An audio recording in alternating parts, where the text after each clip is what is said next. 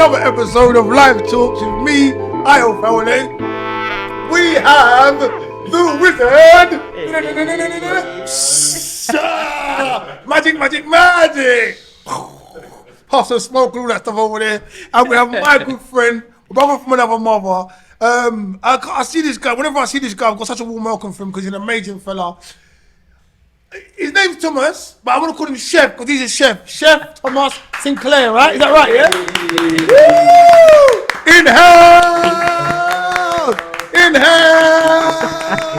My man, how you doing? Very good, thanks. How are you? I'm very good. I'm pleased to have you here, back in the studio with me, to talk again about life, your life in general, everything and anything. And we're going to talk about food because you're a chef. I'm sorry, but I love food so much, and I'm going to have to talk to you about food at some point. And because you've your journey's extended since our first interview, yeah. So I'm going to delve into that. What was I going to ask you first? Yeah. Oh no, we're going to say this guy. Whenever I see you, yeah, you always got such good energy. Like, I love your energy. You always like working at what you need to work at. You're inspirational. You're trying to do things like, you're doing things like, remember when I first met you, you worked in one restaurant and then you was at another. You've gone through, how many restaurants since we've spoken have you worked at? Only one in between. It just seems like you've been good, but you've been doing so many great things. Because I remember you was working at a restaurant in Shoreditch. Yeah. And then you had the private thing, what you did. Yeah. See, that's when I thought you were somewhere else, because that was just so like that captivating. Yeah. And then now you're somewhere else, right? You took a break. Yeah, I took a small break for a few weeks or 2 months really, just because I needed to step away from London a bit.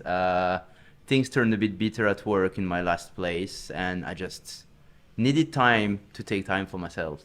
Yeah. And kind of in all this mix of work and being every time working on something different in London, I just had time. I just needed to switch off and put myself back first and in the middle. And to be honest, it was still cooking and stuff, because like I went to Italy to work with a friend of mine that has a restaurant there, and do some other bits in London as well. But like pure enjoyment in a way that it's not your actual job, so you just cook. You don't have to worry about any admin job, any laptop job, any number, whatever. You just do whatever you love. And it was actually great because it put me back in a mindset that I didn't had since I started this job. Like, you can just soak up informations and take inspirations and see different things without focusing on something precise. It's like in sport in general, like in boxing as an example, they say a lot that you really increase when you have time off, because you just focus on developing new skills and not focusing your energy on a specific opponent. For this, it was the same. Like, I didn't focus my energy on a specific place to work, but just took different inspirations and took things wherever I could. So it was honestly amazing. But at some point it had to come to an end, because I like to focus my energy and build on something. Like, I have to have a perspective of where I'm going, and for that, having a place where you feel good in is very important. So when you say when things went a bit awry or went a bit like it became negative at your last place of work, so you felt like you had to make a change. What was the kind of I want to ask you exactly what happened and stuff, but what was going on with you yourself? Because I find people in life, you may be in situations of work, especially, like I was saying at the beginning of this interview, like I go to work, I love my job, but I don't. Sometimes you don't like going to work. Sometimes you find yourself caught in things. How was you able to identify the fact that things are not going how I want them to go? I'm starting to actually not like this anymore, and I have to make a change, to the point where you actually made the change. It must have been a process. Yeah. To be honest, it was not really my decision. Like, long story short, I've been cut off. I've been sacked from one day to another. I've been told on a Sunday evening, that they had someone else coming in on Monday. Despite the fact that I've always been told that the food was great, the numbers was great and everything. Okay, so just like that? But just like that, because they wanted someone with a bigger name, kind of an exposition. So that's what I did, like literally from one day to another. And again, I didn't see that one coming at all because all the feedbacks I ever had were great. I was asking for information. I like to ask, like, since we're talking about people that own this restaurant, you're like, oh, are you happy with my job, with my management, with the way I interact with people, with customers, whatever? And every time they've been very happy. And I've just been told literally on the Sunday evening that they had someone else coming on a Monday. So it was very harsh, but in the same time, that's a bit how industry works. It's like a breakup, really. Like you're always the last one to find out, really. And at the end of the day, I was like, you know what, it is what it is. I was not even sad straight when it happened. I was like, you know what, Sure. that just means that it was not meant for me anymore. So what? So wait. So you're in the restaurant on a Friday. You said Sunday. Yeah. Sunday, and they told you today, tomorrow, don't come in tomorrow. Yeah, exactly. Because we've got someone else to fill your shoes. Yeah. It's nothing to do with you. We've got someone else that we wanted. He's a bigger name. Wow. And then was that at the beginning or the end of the shift? The end, obviously. Of course. Yeah. But again, you know what? I was not even sad or bitter or shocked when it happened. I was just like, okay, like. Oh, what's this? No, just for this gentleman. Thank you very much. Yeah, please. The guy never bought nothing to start with, for real. And something else, silly. No, yeah, I was not even sad when it happened. I was now a bit in a denial in beginning. I was like, how is it possible that it happens? Like, it's the first time in my career that I'm being sacked, and I'm basically being sacked, being told that my job was amazing. And I was like, trying to make it make sense. I was like, it actually doesn't make sense. Yeah. And I was just like, okay, at the end of the day, it is what it is. It's either you suffer the situation or you try to make the most of it. And like, it's not a death sentence. Like, it's just you have to change work. Yeah. In a way that you didn't expect. It must have thrown everything it's thrown everything up in the air, because if you're working, obviously you get paid, you use your money. Absolutely. So how did you deal with that displacement of what was going on around you, just like that? The thing is, lucky enough, I've always been very good at saving money, so I was not. I really wanted to find a job straight away, because I'm very bad at when I have nothing to do, when I have no job. That situation makes me very uncomfortable. Yeah. I like to wake up in the morning with a perspective and with the fact that I know how my day is gonna go. And Star sign are you again? Sorry? Star sign are you again? What star sign? Sagittarius. Sagittarius. Yeah, Okay. and I had the same mindset in the COVID. COVID made me feel very bad, because I was waking up in the morning like, what am I gonna do today? This is what it was like. That's exactly what I was thinking when you said That's it. exactly it was like a COVID reset. Like, Exactly. mate, you got a job tomorrow. You ain't got a job. Stay at home. Like, it's exactly, that's what it felt like. Yeah, exactly. And then I was like, it took me like a few days to be like, okay, well, it is what it is. I have no job. And then I was like, okay, what can I do to make the most of this current situation? Because lucky enough, hospitality industries, you can find a job easily. But in the same time, I didn't want to settle down. I didn't want to set back, and I wanted to find something that really fits for me and can help me to reach other levels and different a different kind of balance. So yeah, I took a bit of time for myself. I went to Italy because it's been a long time. I wanted to visit my friend there and cook a bit with him there, but I never really took the time to do it. And I was like, now I have the time, so I have no excuse. I just have to do it. Yeah. Who was your friend you went over to cook with? And did they have a restaurant? Or was it just yes. chef? No, they have a restaurant. They have a restaurant. I've met him in London, him and his wife in London, and they moved back to Italy to have a family and a restaurant 2 years ago. And yeah, I've always wanted to go there, and I was like, What's it the name made of me the so restaurant? happy. Huh? What's the name of the restaurant? It's called Il Bulbo, Il Bulbo. near Naples. Near Naples? Yes. Okay. So it was great to spend a bit of time there, and no, it was great. Honestly, it was amazing. So every one door closes, another one opens. It must be like, yeah, fuck yeah. But that's how it is, to be honest. That's how I think that's how you decide to see life. It's either you accept the fact that something is ending, or you try to fight it. But if you fight it, you spend so much energy being upset that you don't even see all the the good it actually The beauty do to that's you. going Like on, in the beginning, when it happens, to be honest, I was not sad, but I was not seeing any good in there. No and opportunity, yeah. and after a few weeks, I started to be like, okay, overall, maybe it was not that bad of a thing. And I do believe that in life everything happens for a reason.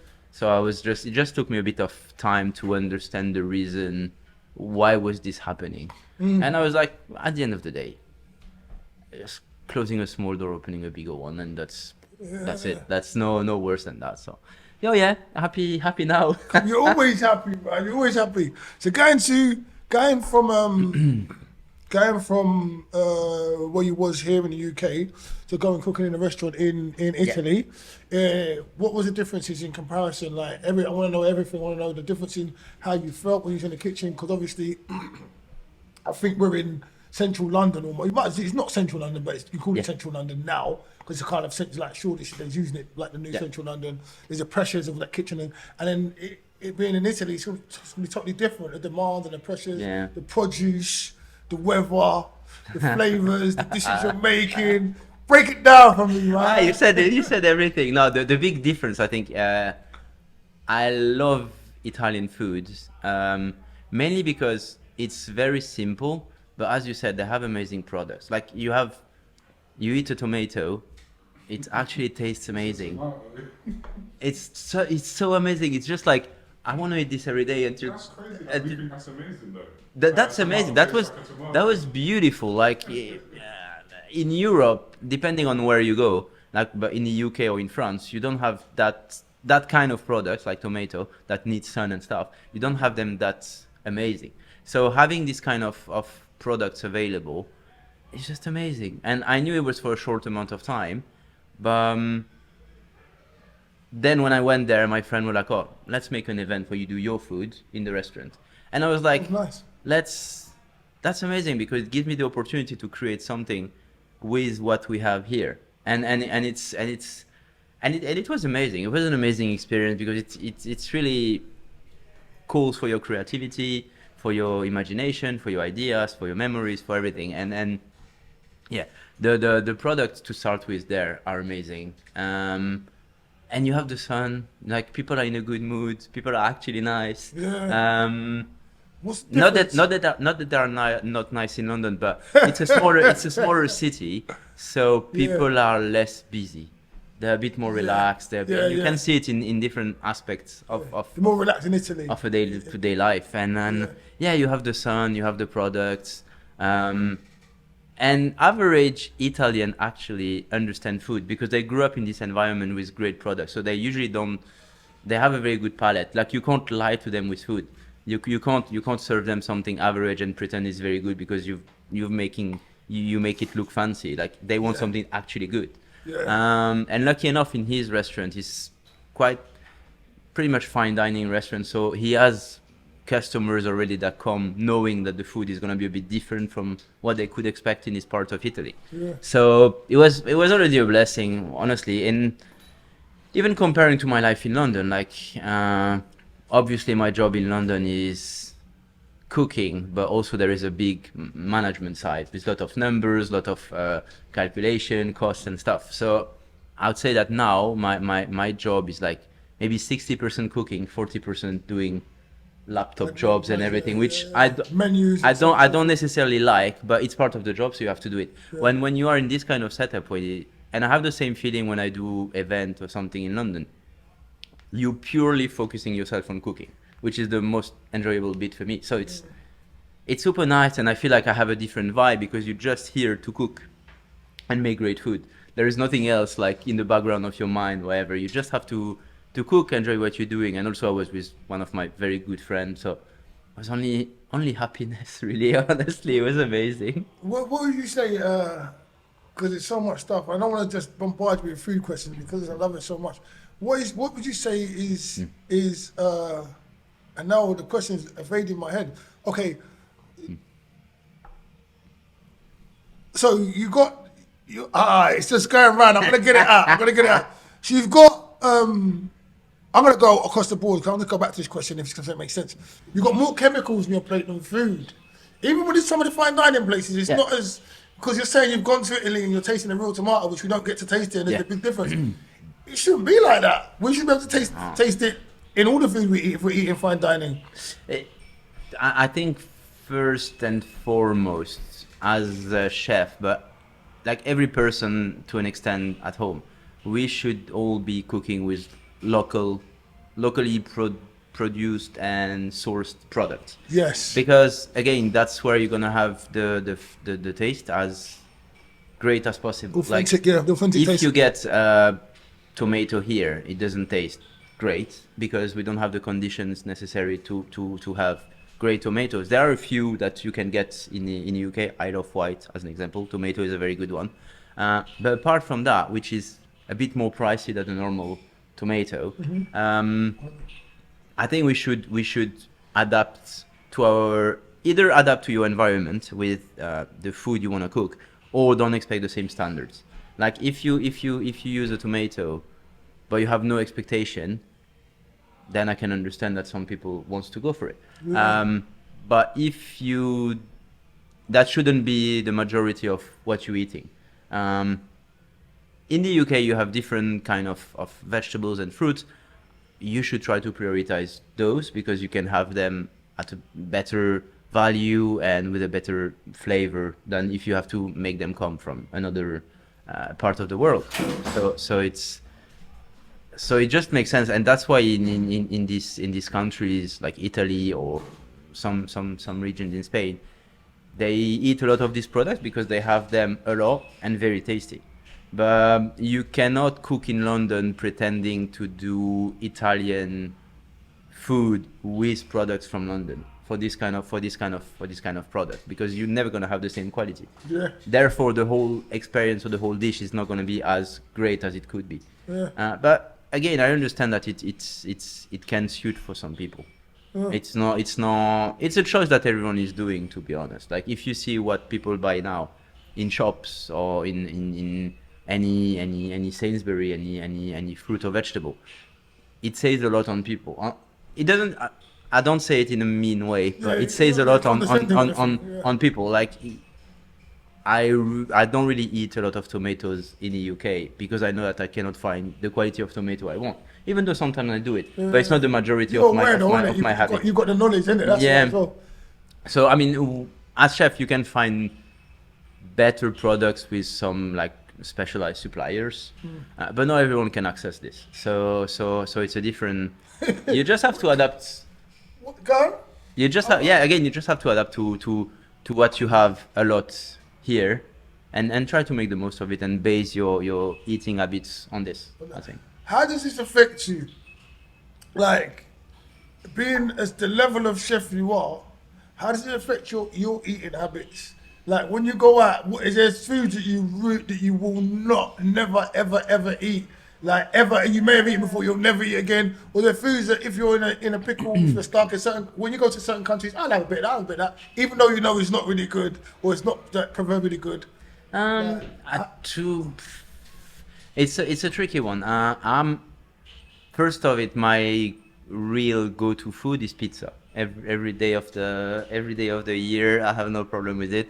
But no, I kind of switch off. Sourdough? What kind of dough? I like the sourdough. I like the sourdough one.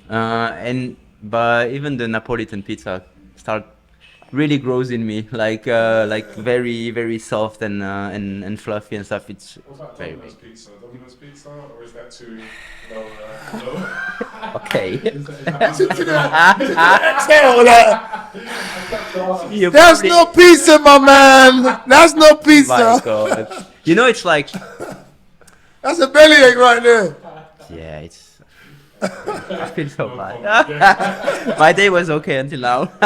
No, but again, okay, I don't want to be too judgmental. I can understand that it works. This kind of chain, we have the same problem with every kind The of. truth is the truth. We have the same. But the truth is the truth. God. Yeah, I mean, I already had this kind of pizza. Like, I don't like it. I personally don't go for it. But I can understand. I wouldn't judge someone that goes for it. Like, people can have their own, their own decisions and preferences and everything. So no one can really judge it. And you have to keep in mind that, like having, especially in London, having a pizza that's going to cost you, I don't know, 14, 15, 16 pounds because you want a good one, or another one that's going to cost 11 pounds. Yes, there is a difference. And again, like it suits to different people, and there is no judgment to have here. Like some things work for some people, some things don't. As a chef, I'm trying to eat well, but even as a person, and I'd rather go less to eat something and pay something a bit more expensive than go more often in something and pay less.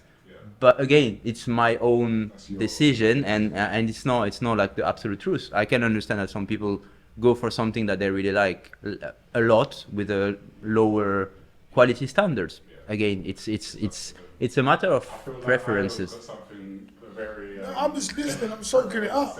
I'm soaking it up because say the truth is the truth, isn't it? yeah, no, the truth is the truth. But it's just like I'm just soaking it up, and it's just like I really want to talk to you about other stuff. So we're gonna have to get you out. Cause I don't want to just talk to you about food because I know you're a chef, and I don't want to just keep you in this realm. We can. It's like when people now, because it's like what I find is people are saying, "Oh, I'll eat this. It's cheaper," but yeah, I don't care. They know that it's not good. They know that it's worse for them when they're eating it, but they're going for that choice because it's cheaper. But then it just doesn't make any sense to me. I never that say it just doesn't make sense when you know something's not good, and you know that one tastes better, but it's only £4 or £5 more. But you want the thing still. Either get the thing or don't get the thing. Like, or get something else. This is for me. Don't buy. You want a car, and I can't put it to cars. It's just mad. You want to have something. You want something, but you don't want to pay the right money for it. It just doesn't make sense. It just doesn't, and it's gonna have adverse effects to your body. Opposed to so French eat a lot of bread. Yeah, no, but I mean to like as you said, the truth You know is, what I mean? like you said, But I like don't see that many fat French people. That's why I'm gonna go with that. there are a lot. The French eat. Okay. There are a lot. You know, okay, so it's a percent. No, there are a lot, but it's like I don't think there are more fat people in France than in other countries. But as you said, a truth is a truth, and for some people, food is not a priority. Like if you have a family, as an example, like you have, you cannot. I'm by myself, so I can afford to spend, I don't know, 14, 15, 16 pounds on a single meal. If you have a family, if you have to provide for your kids or for your family, you have to switch the point of view. It's not the same. Like you don't just do things for yourself. You have to do things keeping in mind that you need to have enough money to provide for a whole family. And it changed the eating habits. And not everyone has been raised and educated to have a sense of eating well or whatever, especially nowadays. It's very easy to go to fast food and to go to stuff because it makes your life easy. You don't have to cook, you just have to eat. And It does it though. this kind of Doesn't. Go on. yeah, but I mean this kind of poor of lower standards for people, and you add in the mix a lot of like social media presence for this kind of fast food and a lot of hype for them and communication, and people just go for it. And again, there is something bad with it, but I wouldn't blame it on the people that go for it. I would blame it more in the system that makes it more affordable and easy to go for fast food than to cook for yourself. And I think this, as an example, if you see that you can eat in McDonald's for, I don't know, 4, 5, 6 pounds, I guess, when if you have to buy your own meal and cook for it, it's going to take more time and probably cost slightly less. But for some people, the ratio cost, effort, and satisfaction is not the same. When you're eating in McDonald's, you're not really eating. I totally agree with you. You're not eating, man. It's got worse and worse and worse. I used to eat McDonald's when I was a kid. I That's could one not thing agree I more. refuse to eat. I could not agree more. And you were I talking. refuse to eat it. Some people go through life from 0 to 100 eating McDonald's and they're fine, bro. No, but what you got to understand is, they're not fine. That's a lie. First and foremost, they're not fine. That's a blatant lie. Super Size Me will give you the low. Excessively though. No, but you just said they go from 0 to 100 eating it, so that's excessively. No, I'm just talking about in age-wise, that throughout your whole life. Yeah, you okay. can have McDonald's once a week and be fine. No, you can't. This is how they're fucking people's brains. Like, you can't have it once a week because it's shit. It's just shit. You're gonna eat shit once a week. Why are you eating shit? Why? Why? It doesn't make sense. You eat it and you're hungry 20 minutes later. Bam. You see these things where it's in the box, 2 years later, it still looks the same. The fries don't taste of potato, the burgers don't taste of A meat. vegan's gonna say to you if you eat a burger, do you know what I mean? Who? Vegetarian or a vegan Yeah. gonna say to you if you eat this, why Yeah. are you doing it? No, because I would tell a vegan, why am I eating this? Why am I eating grass-fed beef? Because I like eating meat. There's the benefits from it. It's been raised in an organic way. There may be pitfalls, there may be things adverse to my health or to your health, because everyone's system is different, and we manage them and what's the word? Digest things, use the things differently. However, when you're eating a beef burger, that's not a beef burger. You're not even eating what it says on the tin. Like, it's not what it says. You're eating it might as well be Play-Doh. It might as well be Play-Doh. Like, if I'm gonna have a burger, I'll have I'll have what's called like honest burger, I think, or not even honest burger, gourmet burger. It's like 99% whatever. It's still beef. It could be beef nose, but it's all beef. It might not be good for me, but it's all beef. McDonald's is not food. Kentucky is not food. Because if it wasn't, they would be shut down, criminalised, in jail. Are you mad? The world we're living in, how they gonna be? No way, They advertise as 100% beef. Is it beef? bruv. The thing is, okay, as an example, there was a big Stop eating McDonald's, man. there was a big thing No, with that's fine. chicken nuggets a few years ago. It's actually, they say the truth, but it's only half truth. Like, they sell it at 100% chicken, which is true, but they basically bleach the whole chicken with the skin, with the feathers, with everything. So it's chicken, but you're eating a lot of shit. So it's like Shit. It's like, and these groups are so powerful that they manage to live on Google and stuff only what they want to Yeah, they to- take to everything show. from that, and then like the stuff that's in it, they've changed. This is the thing for you. So someone of 10 and 100. When I used to eat McDonald's, when I did used to eat it, it transitioned very rapidly. Even though it wasn't great when I started, it wasn't nowhere near as bad as it is right now. At least we might have been eating like knuckles, this, that, foot, whatever. Like he said, now you're eating skin, feathers, this, that, and then fillers and emulsifiers and all sorts of other stuff. And when you're, this is the rub, right? We're gonna move on from this. This is the rub, right? When you placate that lesser meal that you cook for yourself, when you make that meal, you have the pleasure of cooking. Yeah. It's calming, it's centering. You got a sense of achievement. You know what flavor, you know what goes into it. You got that. Then you get that from it. Then you get the actual food you make. You probably might get seconds of that food if you want to have seconds of that food. Boom. The food you eat from McDonald's, let's just say, as a train, there's loads of other ones out there. It's not really what you're supposed to be eating, but that is causing you health issues. That's not only not satisfying your hunger for a long period of time, it's giving you other problems that are going to pop up later on. Acne, mood changes, infidelity, bloating. The list goes on and on and on and on and on. Why would you do that to yourself? Yeah, but in the same time, you are very, very, very aware of what you put in your plate and the effect it has on your health. Who, me? Yeah, but what I'm saying is that not everyone has the same Chef. or education or awareness. Chef, please look at Americans, look at life, Yeah. look at when people. There's no way, right? Because even me, I've started to put on a bit of a little midriff. Yeah, I've started drinking fizzy drinks again. I've got to fucking stop, right? Because I realise, oh, these are tasty, but no, they're not. They're detrimental to my health. Yeah. But my friend at work, you hear the crack, hear the you feel like it's nice. It's not nice. It's a brainwash that you've been brainwashed. People, there's no one that's sitting there eating McDonald's, eating thing, watching the residual fat, seeing that they're tired after eating the food. They're hungry 20 minutes later. There's no way they're not hungry 20 minutes later. They're not saying that. They just lie to themselves. I'm just saying, people will tell themselves it's this. No, you're right. You're right. But I think We should just grab the biscuit that he bought and see what's inside now. Yeah, Thank you, Sean. yeah. I never said I'm perfect. Just as bad, man. I never said I'm perfect. No, but I just have the thing is I think people shouldn't consider McDonald's or any other chain like this like I see it more part of the food industry than an actual restaurant. Which means that they use the same process to get people to use their product. They don't sell. For me, McDonald's is not sold as a food or as a meal. Is sold as a product, because you have a lot of marketing behind. As you said, there are a lot of memories. You've been brainwashed and stuff, and that's a lot of like big companies process to work more than restaurants, as an example, because they sell. McDonald's, they sell a brand. They don't sell just like a Big Mac, whatever. They sell it as a brand.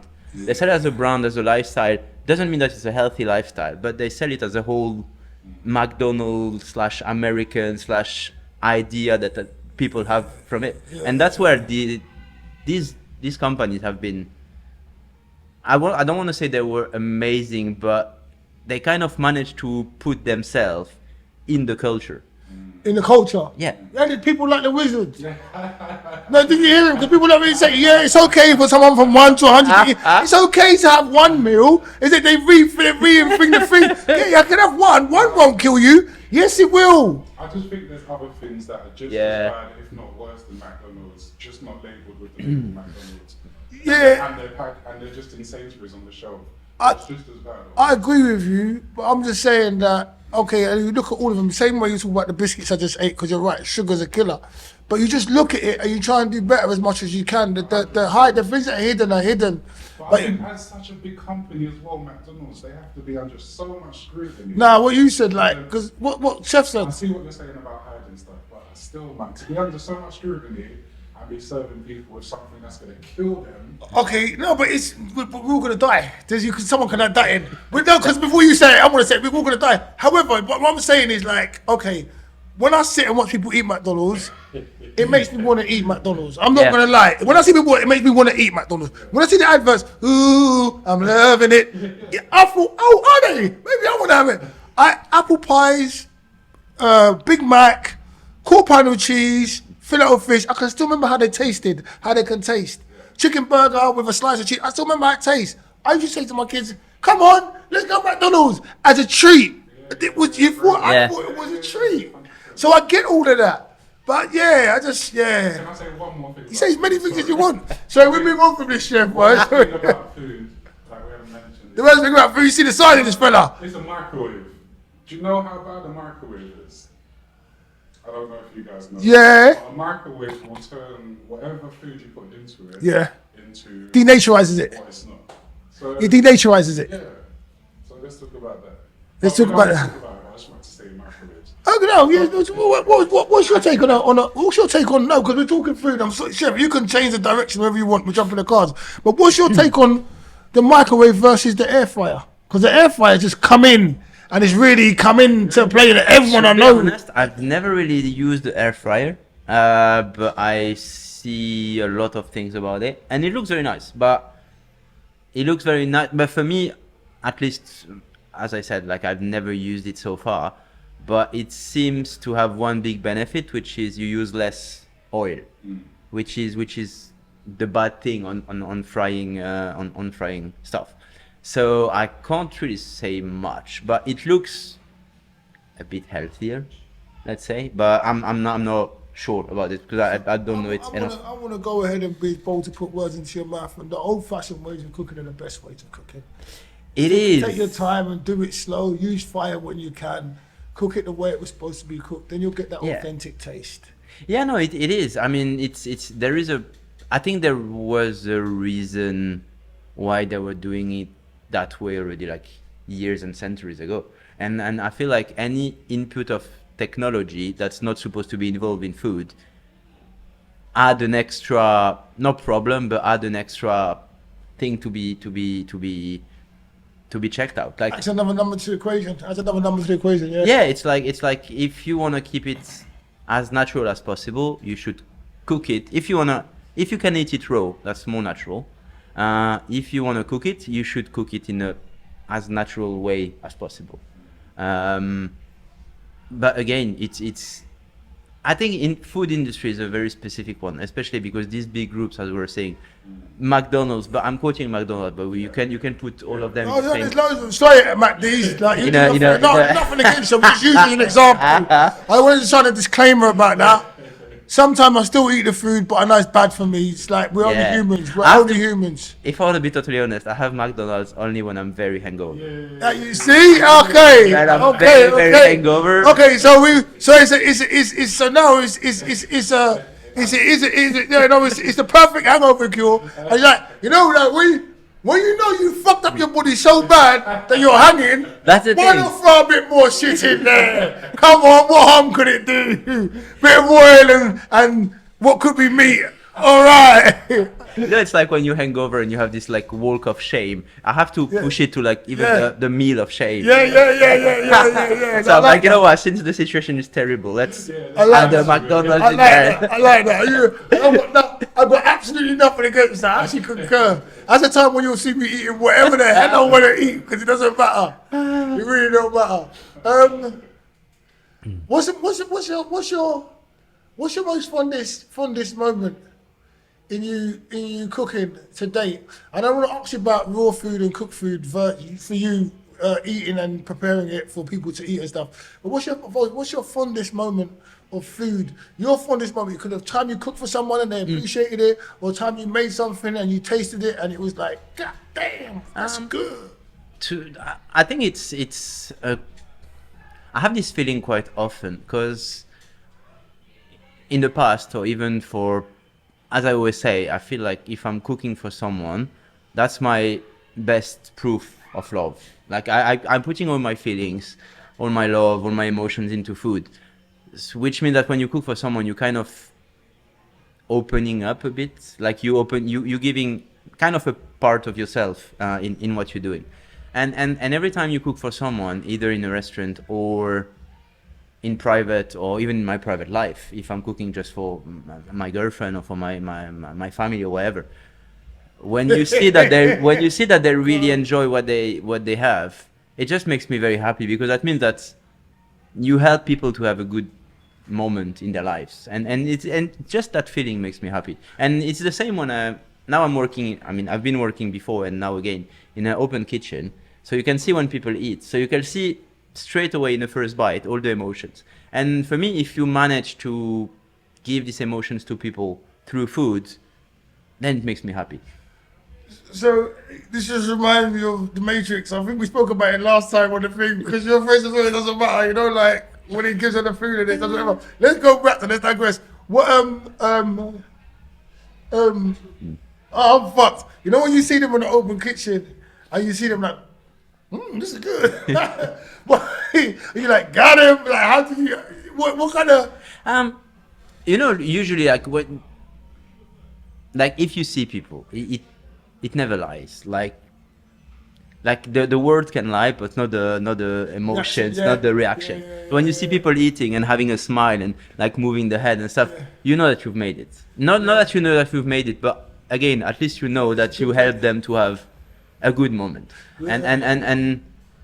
And yeah, it's just a very satisfying feeling, because again, you just help people to have a good day, and hopefully they're gonna keep a good memory, and that means that they understand as well what I try to share with them. Got my face, my cheeks are hurting me. Like the business goes to me. Like sometimes some people notice when I'm having something I like, I'll start tapping my foot or banging. There's this little. What's the most elaborate pantomime you've seen someone do when they've been enjoying their food? Because people do all sorts of things. Like some people they'll do that, but they don't know sometimes they're doing it. Like I would literally start tapping my foot like or banging the fork and yeah.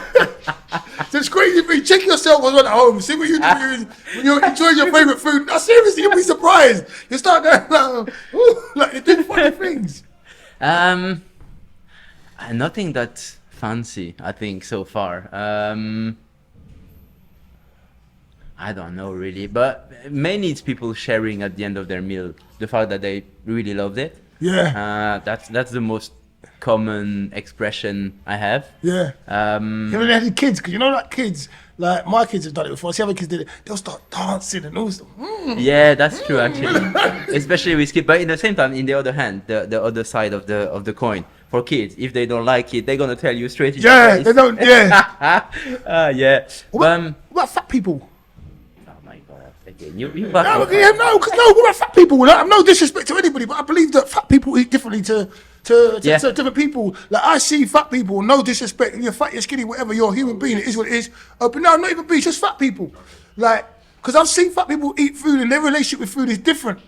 I Yeah. see the way they taste it, and the way they eat it, or they might be big, but they take dainty little bites, so they might gorge it, but there's different, people Yeah. eat very differently, like. And just because true. they're big, don't mean they don't appreciate the food. Some people appreciate food a hell of a lot more. It might be something to do with their chemistry makeup. They might eat one thing and blow up. So Yeah. I'm not being, when I say fat people, I'm just saying fat people. But but I'm not in a bad way. You can be fat or skinny. It doesn't matter what you are. But I'm just saying I've seen, like, you know, like I've seen some fat people, even people that ain't fat. I'm gonna stop saying that word. I was like, what was I? Fat people. No, but it's just, it is what it is. It is what it is. Yeah, true. That's true. But when they take their bite, they'll look at it, just put the fork down. I don't know how to put the fork down when I'm eating. Like, I'm like, if I like side, it's a problem. I'm like, I'm tapping. But I really admire that. I've seen people, and not just people who are bigger than me, I've changed it already, but I've seen people eating something, and the way they eat it, I want some of what they're eating, but it never tastes the same as when I get it. But the way they eat it, oh my God. Yeah, what about fat people? It's I lucky enough for the places I work, they are usually not fine dining every time, but they are usually quite high standards, I'd say, which means that people that come, they already have expectations, so they have, I think, a different perception of food as well. But even for me, if I'm depending on the place I'm gonna go to eat, I have different expectations. So when people come in a fine dining restaurant, they kind of know that they behave a bit better, maybe. They're a bit less. If you go to eat in a pub, you gonna feel less uncomfortable to be a bit fancy, to express a lot. If you go in a bit more cozy place, you're gonna try to behave a bit more, I think. But I never really noticed a difference, at least of interpretation for fat people or skinny people. Like, but I do believe that there are some fat people that are more educated about food and Oh, hell like, yeah. they know how to enjoy food, when some people, they can be very skinny, but they had very poor eating habits, so they don't care. And that's one of the things that kind of hurts me, if I see people coming in a restaurant and eating just totally without even thinking what they're doing. It's just like, you know, when I say, let me put this into context.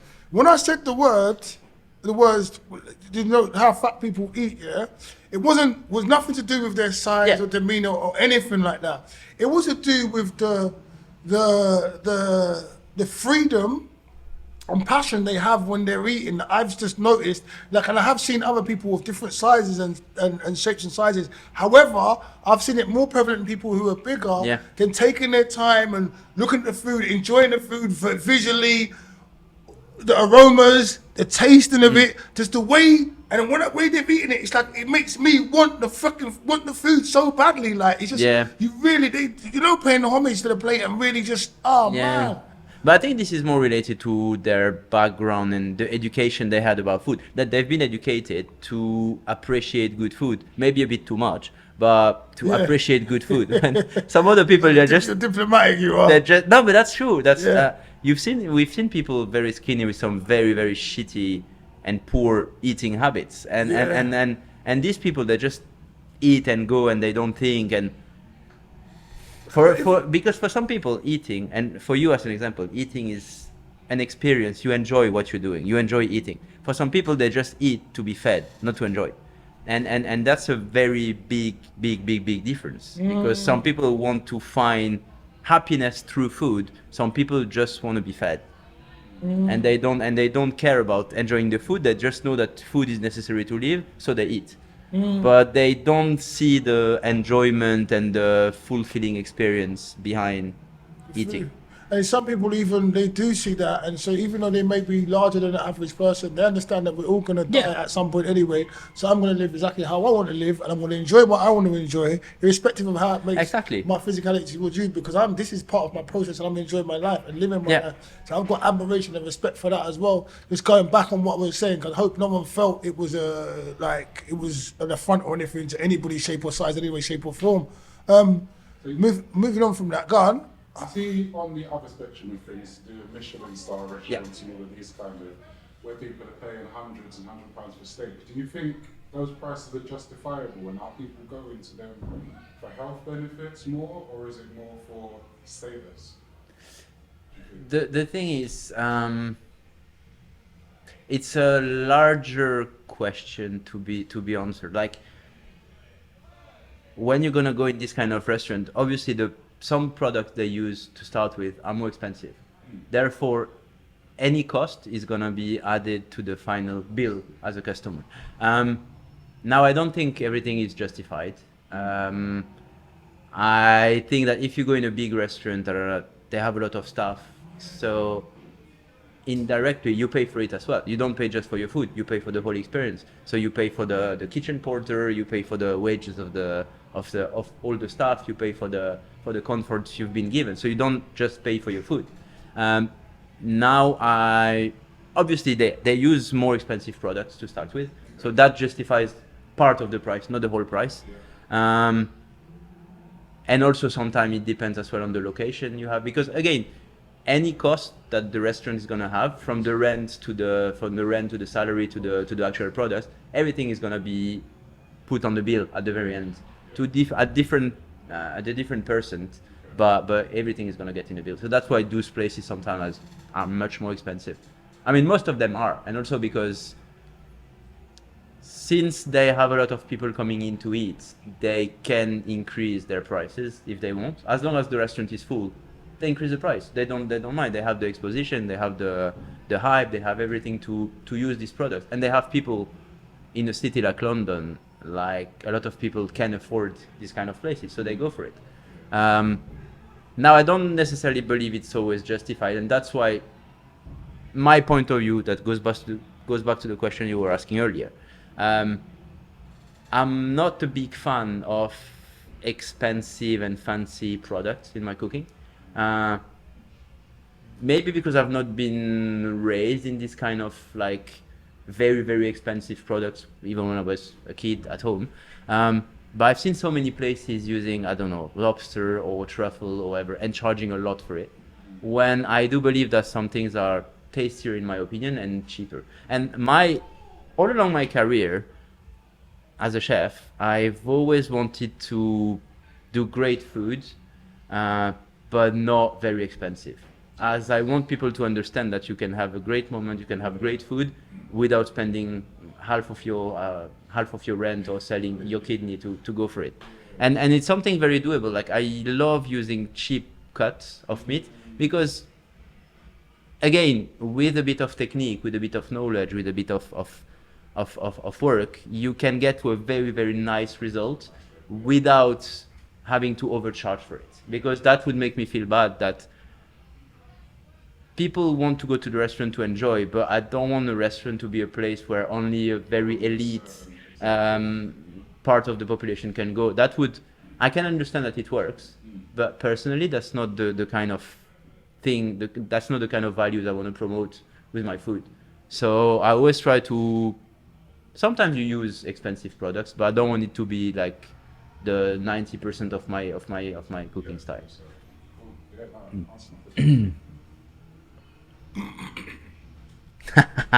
There he goes. So, who are we have you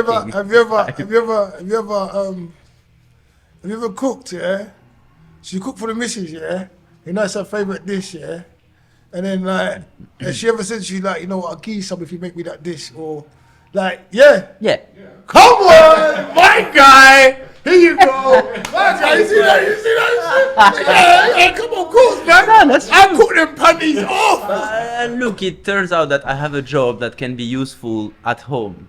Of course she uses it. Of course. Come on. But the same way that my friends or whatever, my family when I'm back in France are like, oh, are you gonna cook for us at some point? Like the same way, without offering me a kiss, obviously. But that's the same thing. And again, it makes me happy. It makes me happy because for me it just shows that they are, when they ask this and when I do it, you can just see the happiness in their eyes. And that's the thing that kind of emotionally touched me. Like, it's not the fact that you won't, I know that these people, they are completely genuine. They don't want me to cook just for the hype or to put a picture on Instagram, but just to enjoy and be like, he did it for us. Like, it's more, they ask more for an act of love than an actual dish. Yeah. In a way. So that's the emotional part for me in this. But yeah, no, she does it. Obviously, she uses it. Bless. Come on. Okay, simple example. Like, this morning I made breakfast for us, and she was like, I'm always amazed by how you can, like, within 5 minutes get something very nice on 2 plates when it takes me like 1 hour to make. And I'm like, but that's my job. Like, that's my job. So obviously my brain. What do you make? Nothing crazy, like tomato and strawberry salad with crushed avocado and poached eggs on toast, which is Nothing special. What do you say that again? Say that again. Tomato and strawberry salad with crushed avocado, poached egg on toast. And I bet you they were poached perfectly. When you press them, they pop open and the yolk went everywhere. Fucking hell, bro. You got all the ingredients right as well. I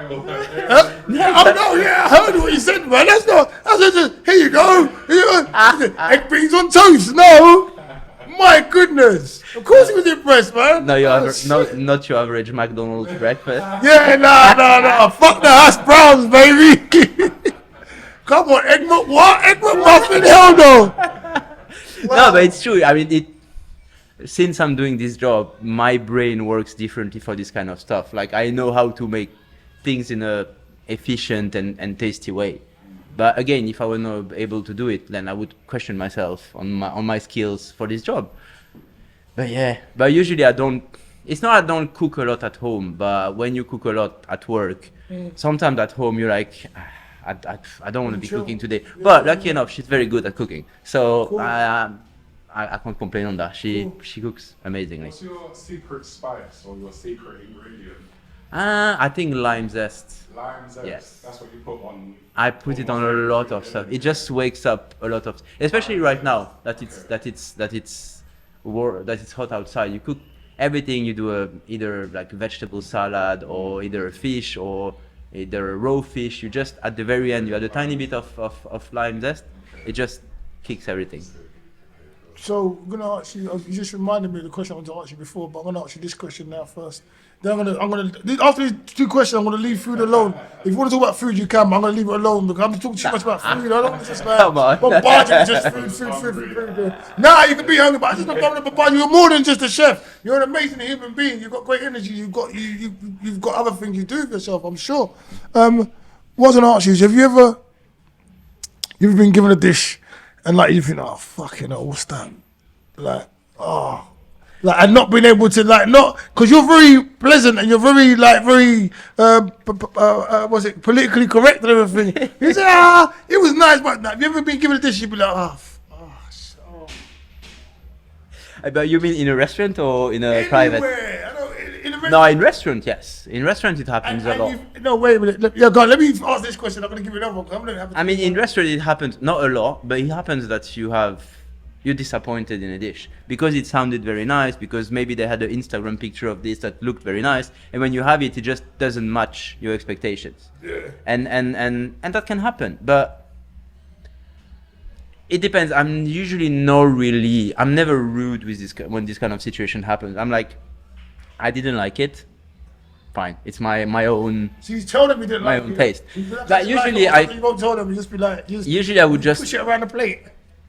Yeah, usually I would just either not finishing it or just be like, okay, it was not my favorite. I try to be very I realized that I became very British for that. Like, Yeah, you didn't say I I'm didn't very. like I that. try to be very politically correct, not, Mate, not tell 'em, like mate. too Tell 'em, brutally. that tastes like not shit, too, mate. I not didn't too like that. brutally I honest. didn't like that. That wasn't nice. Nah. You know what? Sorry, mate. Have you ever? All right, go and lead on to this. And there's 3 questions. Have you ever been someone's house or somewhere like your girlfriend now? Let's not to your girlfriend. Maybe one of your ex-girlfriends. I don't want to cause no problems. But it made something for you, right? You didn't like it, but you still ate it. Yeah, because usually even if I don't like it, since it's people that I know and spend a lot of time with, they kind of know that it's never gonna be awful or terrible. Like I don't remember. No, what you've eaten it for? Oh God! But you just kept eating it because you're nice. Like, I have some times when the it's first not, time it's you not saw my his house. favorite, but honestly, so far I've never felt like, oh, it's terrible. But and even this, I cannot lie. I like, and as I said earlier, like even my face wouldn't lie. Like you would see straight on my face that I'm like Yeah. forcing myself or whatever. But no, it happened already. Even if I'm eating with friends or something and they're cooking, and I'm like, okay, it was good, but it was it's not. It was not quite my favorite. No, okay, I wanted to say something. You can hold that question. I just remember having food with when I used to live in Chicago with a Mexican family, and the guy brought me home and his mum cooked the food. The food, I was like, what is this? I was like, what is this though? Like, and did you like it? Is it good? Is it good? I was eating this food, and for the life of me, I didn't know what it was, didn't know what kind of meat it was. I didn't know it just tasted insipid. I just kept eating. I just ate it because it was his mum made it. He goes, this my mum makes this all the time. Like, and I just thought the way he was so enthusiastic. I don't know whether he mugged me off or not, and he knew that it tasted bad and he was getting me. But yeah, what was you going to ask? I'm sorry. You have to probably lower your bar at some point as well for your expectation of other people's food. The thing is also when I'm eating at other, when I'm not working, I don't have a chef expectation. Yeah, exactly. Like I'm going out as a simple person. I don't want to be treated as a chef because I don't have the same expectation I would have in a restaurant. Otherwise you'll be walking everywhere. Yeah, no, but not even this. But it's just like you cannot live. Yeah, Because always the food critic. What is this? yeah, no, it's true. And but most of the time people have pressure to cook for me. But I go without pressure. I'm like, I know I'm gonna have a good moment anyways. And even if it's not the best food, my whole point or purpose to go to get some food with friend or at friend's house is to spend time with them. It's not just the food. Food is part of it, but it's mainly the purpose is to spend time together.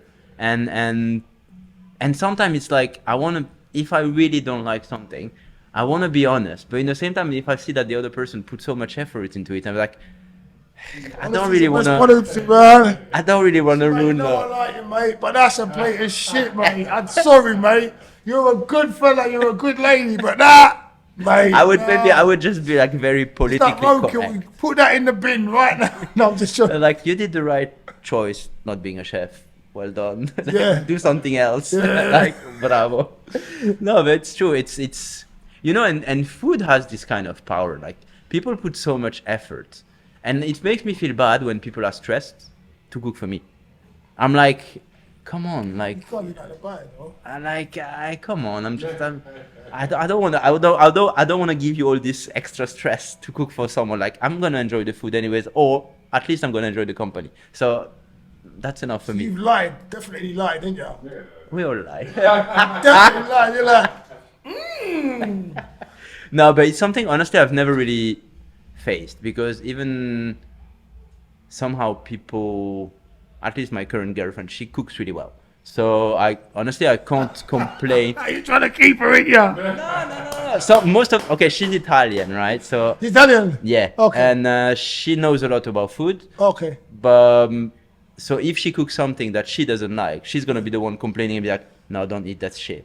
Yeah. Even though for me, I like it, but she has very high standards and she's like, I don't want to settle for this kind of stuff. Yeah, I've got to make you right. I remember meeting an Italian bird years ago. There was nothing in the house. And I goes, I wanted something to eat. She made this pasta with I don't know what. There was all it was pasta, oil, and something else. Oh my God. This food, it tasted. She goes, no, throw something. There was nothing in the house. What she done with just pasta, some herbs, and some oil. Oh my God. I couldn't believe it. Oh wow.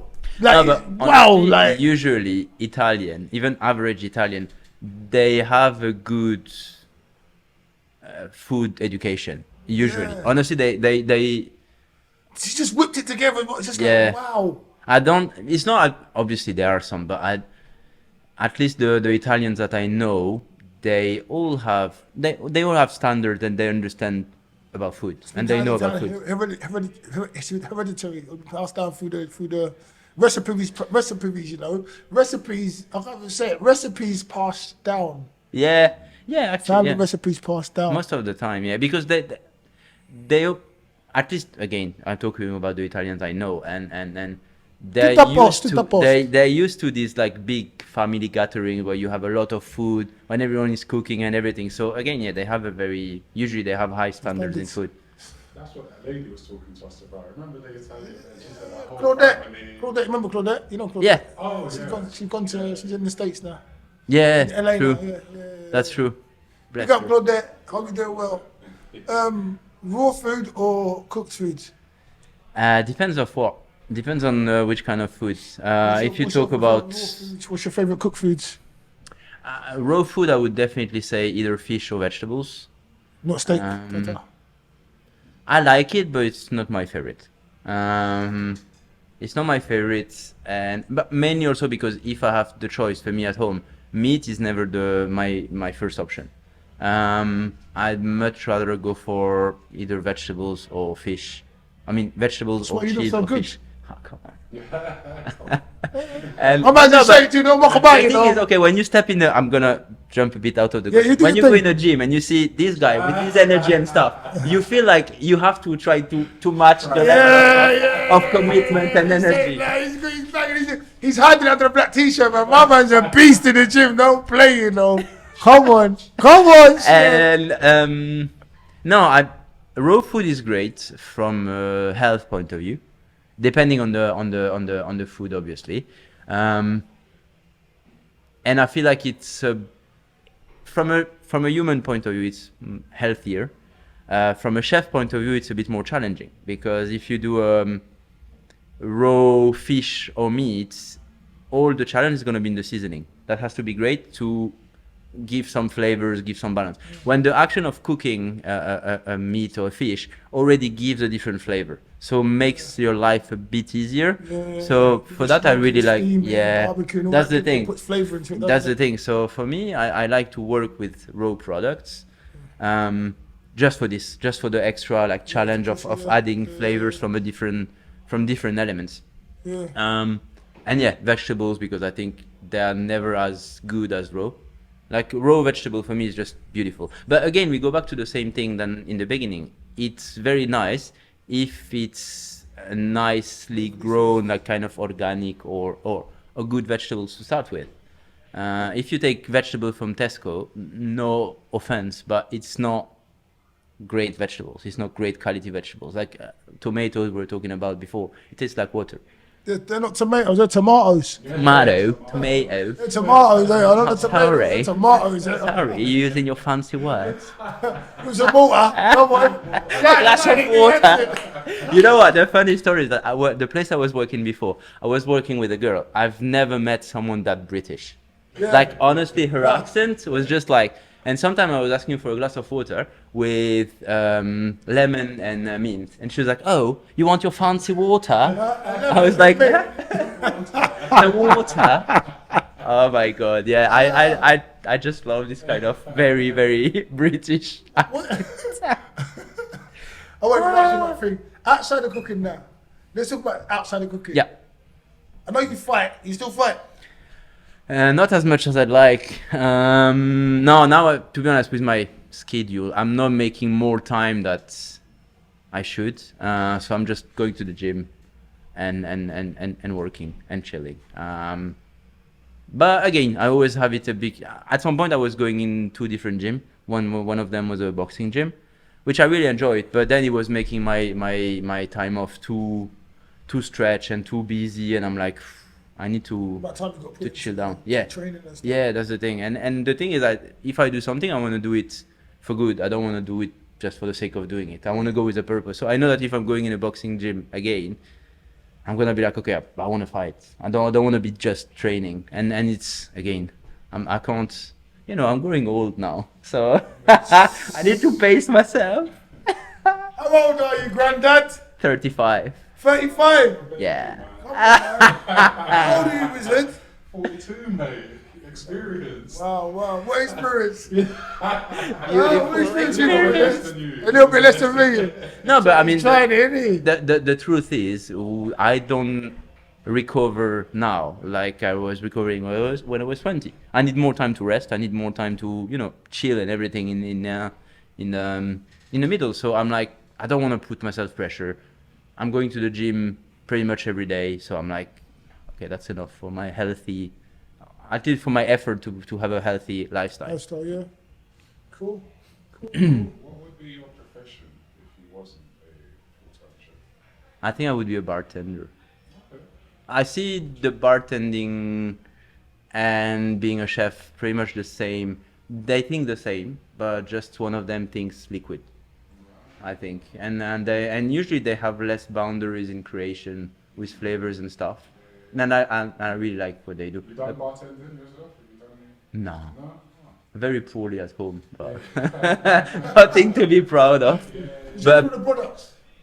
huh? You drinking while you're tending?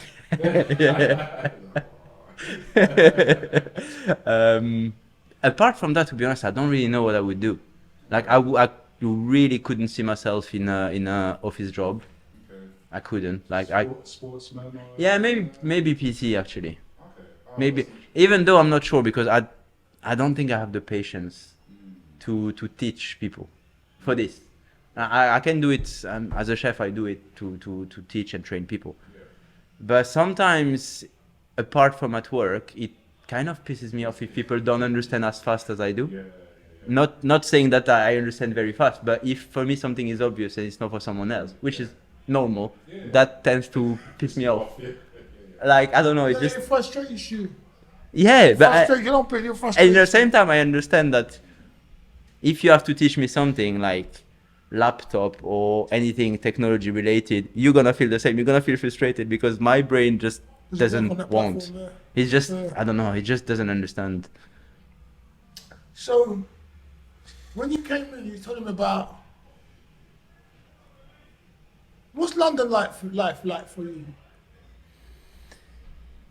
You mean Outside outside work? Outside of Sheffield, yeah. What's London life like?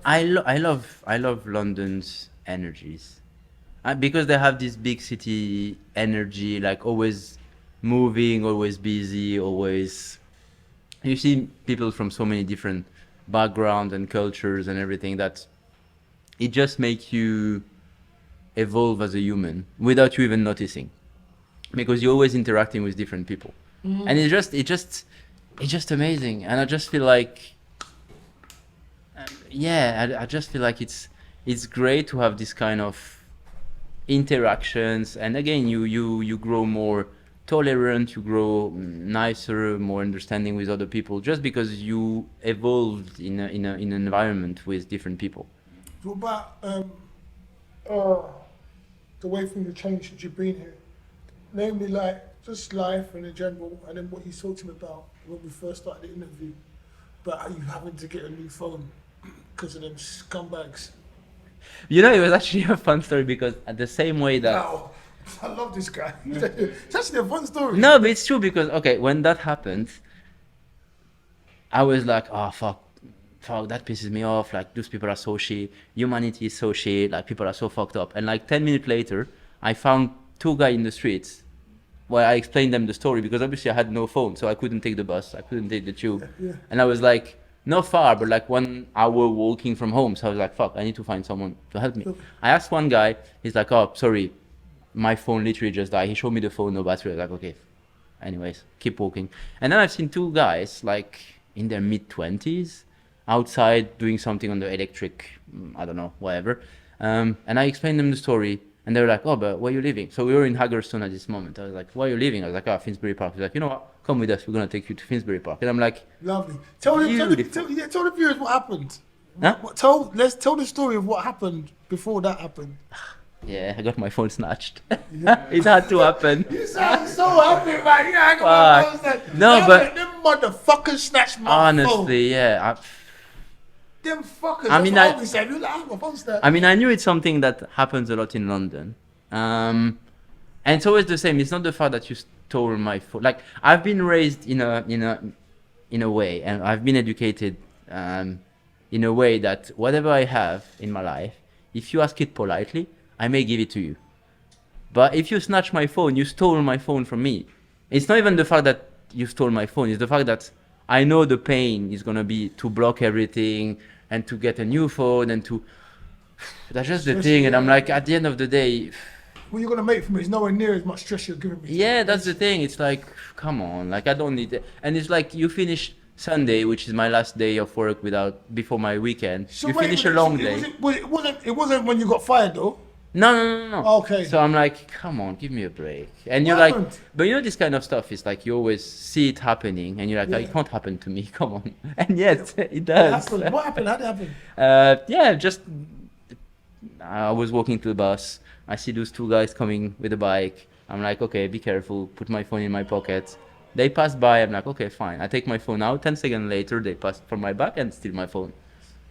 So he waited for you. Classic London move. Wankers. Oh, and at the end of the day, if it's been helpful for someone else, I'm kind of happy. It's like it's just material. I don't know. My brain can't really give much importance to material things. Like it's just a phone. So yeah, it's a pain in the ass. Yes, it's expensive. You're gonna have to buy a new one. But it's more the non-material effect that it has that pissed me off. Like having to block all your accounts, having to. But Just like, come on. It gave you a beautiful lesson though as well. Like you said, it ended up with these guys. Yeah, honestly, and I told them like 5 times on the way, like you guys are blessing. Like people working in music, they were like having nice beats in the car, like thinking about lyrics, studio and stuff. I was like, oh, that's actually very nice. And they were They like, didn't they were kidnap you, so fuckers. kind. I'm They were joking. so nice. Honestly, they were honestly so nice. I was like, it's at least there's still people out there There that is. are very genuine and nice. And it's like, it's good that straight after me seeing the worst in humanity, I see the best. It's all about the balance. But it's understanding the balance and seeing the balance there, but that's the beautiful thing. Just get rid of this. I'm gonna get you. Questions time. Just in time. Don't mess with me. I know what's going down. This, First question, what's your thought on McDonald's? Yeah, change it now. Cool. All right. What's the worst thing you've ever done? A long question. A long question. The worst thing I've ever done. But we're talking in general, right? Bro. The worst you're thing not I've even ever on done. trial. I think making someone sad. With your food. Not necessarily with my food or even with my behavior. Like when people are genuinely sad or disappointed in me, I think it's one of the worst things I've ever done. Can I add to that? Sorry. Yeah, don't be sorry for it. Talk, man. What's the worst thing you've ever tasted? The worst thing I've ever tasted. Good answer. I'm glad you had it. Wow. The worst thing I've ever tasted. Yeah, I'm glad I can keep my mouth shut sometimes because what I'm gonna say. You know the funny thing with bad food is that it gives you a very bad moment, but your brain really erases it very fast. The worst thing I've ever tasted. That's a tough one. I don't even remember the worst thing I've ever tasted. I remember some stuff I tasted and I was like, no, great. But like worst? Oh no, I know actually. It's actually I've been kind of pranked by a friend of mine that made me taste something called capsaicin, which is the spicy component in any chilies. But it's like very, very, very, very strong.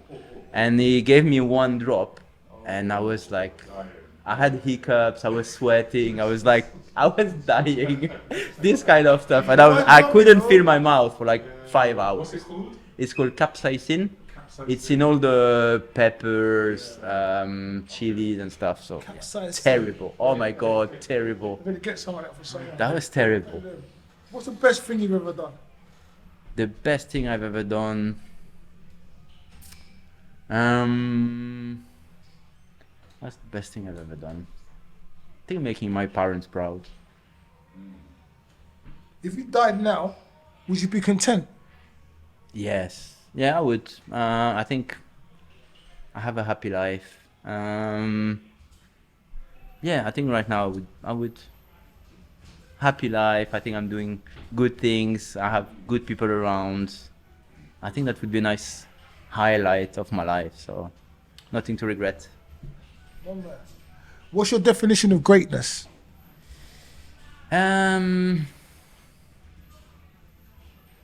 Being proud of what you do and seeing the same pride in the eyes of people looking at you.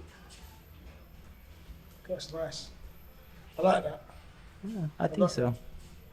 Do you have a party trick? Don't drink beer or cider. You're gonna have to go to the loo much too often. That's your party trick. I like that. If you were an animal, what animal would you be and why? What animal would I be?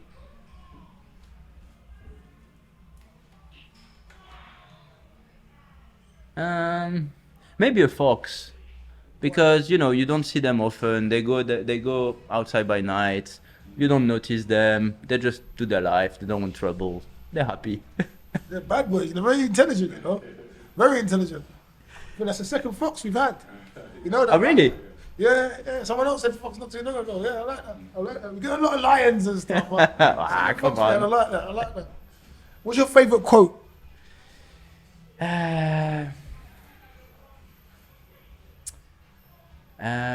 My favorite quote. I think it's from Rocky Balboa, the movie. It's not about how hard you hit. It's about how hard you can get hit, how much you can take and keep moving forward. That's how winning is done. Nice. I know. Come on. Aye. It's a firing. I like that as well. What's your first heartbreak?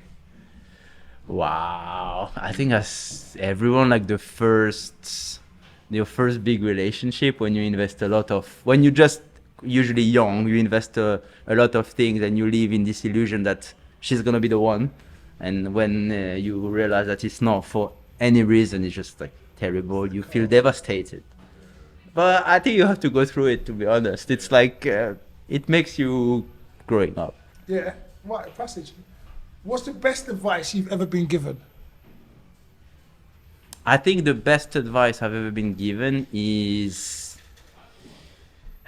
when I started as a chef, is a lot of people told me, you shit at your job. You should stop it. You should stop it, do something else. Like, you're not made for it. And this just fueled my energy, just gave me the small sparkle I need to just get started and be like, I'm gonna prove you wrong. Yeah. And that's just this. Good.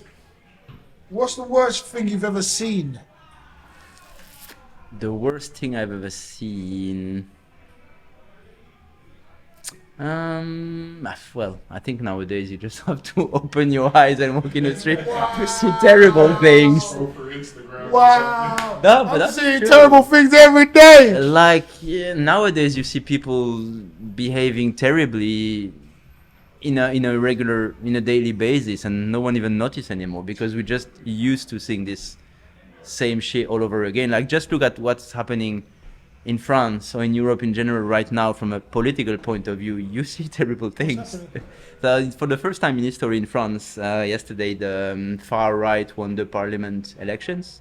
They won. Yes, and it's like in Italy is the same, Spain is going the same direction and stuff. It's just like, I feel like, is this humanity going in the right direction? So they won. They're in power. Yeah, I mean, no, they are not as a president yet, but they have the majority in the parliament. So it's like for me it's a terrible thing because that's just the consequence of a bigger problem. This is the consequence of something that started like 20 years ago. Like this whole fear of each other that we have in France and everything. I mean, that some people have in France. It's just now, like getting to that result, and that's the thing that makes me scared because I have my sister that have kids that are her two daughters are gonna grow in this environment, and it scares me for them. I'm like, it's terrible for the next generations because what are they gonna find? And it's something very concerning. Like it's funny because when I was that age, around 10, 15, you have a perception of the world and you have a perception of where you grew up. And when I go back there now, I'm like, like what happened? Like people are getting so used to those terrible things. That are like the behavior are terrible. People are not educated anymore. They're very rude, very gross, and everything. I'm like, what have I missed? Like, how comes? And yeah, this is something quite, I think, concerning. But again, we'll see. What's your biggest inspiration? I think my sisters, both of them, because they've been through different things between illness or problem or yeah, they didn't have they had different tough times, and just for that it's like they've managed to go through it, and my younger sister is very, very successful work-wise. My older sister has 2 kids. She managed to go through cancer and stuff. So it's like, yes, for me they are real life heroes. And I think I said it last time. Like some people they take football players or whatever as inspiration. I'm like, I have my inspirations just right there, and it's beautiful because you don't have to. You can feel be more connected with those people that you would normally. Right. If you were a colour, what colour would you be and why?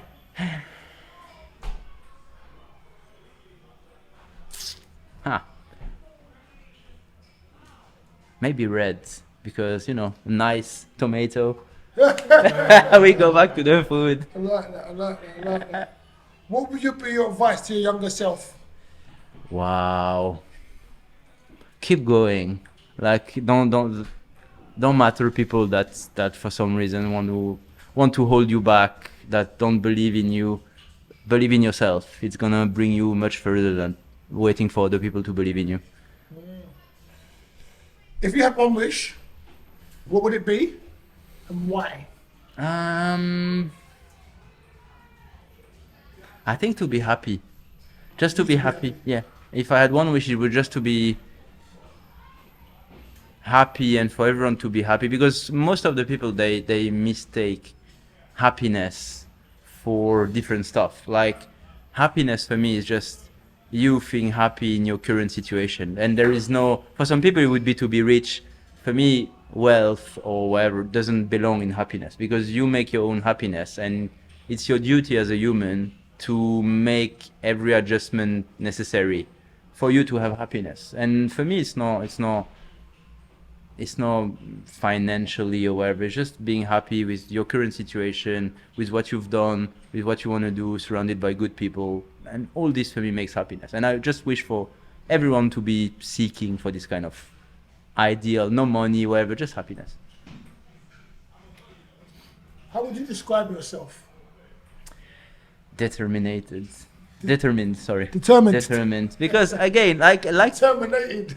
like Conor McGregor, I don't think I'm talented at what I do, but I feel like I'm most of the time the hardest worker in a room. I don't think I have a particular talent in cooking or in making food. I don't think I'm particularly skilled, but I'm working harder than pretty much everyone. And that's the thing that for me works beats talent every time, especially on the long run. Like maybe it's less shiny to start with, but hard work always wins, I think. So, I'm not asking this question, it's in my head first. I meant to print it. But how would you like to die, and how wouldn't you like to die, if you had a choice? I want to die happy, and I wouldn't like to die sad. I like that. I like that. No, but you know what? A bit funny again. I'm pretty sure that I know how I'm gonna die. Go on. I'm pretty sure that I'm gonna die hit by a car because since now it's been 6 years I'm in London. I'm always watching the wrong side of the road, and I'm always I'm a dreamer, you know. Like sometimes I'm walking, but I'm like everywhere and nothing. Like at some point, it's probably maybe it happened already. You can see me in a gym, I don't notice you. Not because I don't want to see you, I want to ignore you, but just because I'm in my head and I'm like, I don't see what's happening around. And I'm pretty sure that's how I'm gonna die. Pretty sure I'm gonna be hit by a car and that's it. I hope you, if it does happen, I don't want it to happen. If it does happen, I hope you're happy when the car hits you. Like you're dreaming about something happy thoughts. So you just keep it moving. What's next for you? I don't know really. I just wanna.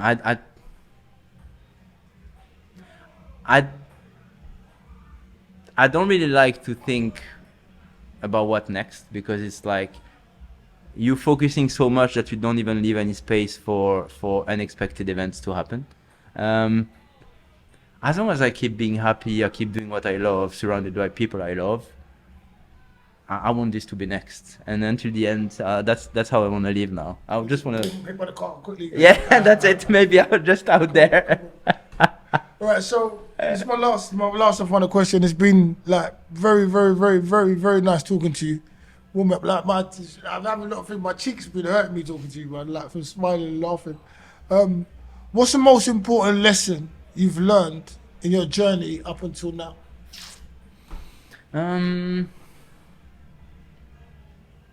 I think the most important lesson is for quite a long time I've been waiting for other people to help me build my happiness, my confidence, my faith in myself.